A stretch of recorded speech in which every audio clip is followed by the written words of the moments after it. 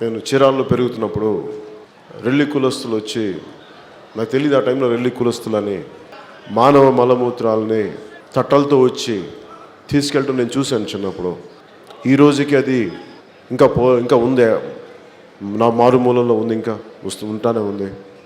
ఇందాక చెల్లెలు చెప్పినట్టుగా భారతదేశం చూస్తే త్రికోణంలా ఉంటుంది. ఒక కోణం సరిహద్దులో కాపలా కాసే సైనికులైతే, ఇంకో కోణం రైతులైతే, ఇంకొక కోణం పారిశుద్ధ్యాన్ని మనకి నిర్మూలించే శుభ్రపరిచే రెల్లి కార్మికులు, పారిశుద్ధ కార్మికులు. అందరినీ చెత్తని శుభ్రపరిచి మీ జీవితాల్లో వెలుగు లేకపోతే అందరం కలిసి, ఏ కులస్తుడైనా సరే పారిశుద్ధ కార్మికులకి అన్యాయం జరిగితే, వారిని సరిగ్గా చూసుకోకపోతే ఆ ద్రోహం చేసిన వాళ్ళని ఎవరైనా సరే.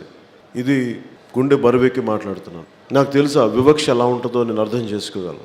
నేను రెల్లి కులస్తునంటే ఇల్లు అద్దెకి ఇవ్వకపోవడం. ఎందుకంటే నేను ఎట్లా దాన్ని చెప్పగలనంటే, ఒకసారి నేను మద్రాసులో ఏం పని చేస్తామంటే, నేను యాక్ట్ చేస్తానంటే నాకు ఇంటికి అద్దెకి ఇచ్చేవాళ్ళు కాదు, జీతాలు కడతావో లేదా అని. అలాంటిది నాకే అలాంటి వివక్ష చూపించినప్పుడు, మీకున్న స్థాయిలో మీరు ఎంత వివక్షకు గురవుతున్నారో, ఎంత క్షోభకు గురవుతున్నారో, ఎంత బాధకు గురవుతున్నారో నేను మనస్ఫూర్తిగా అర్థం చేసుకోగలను.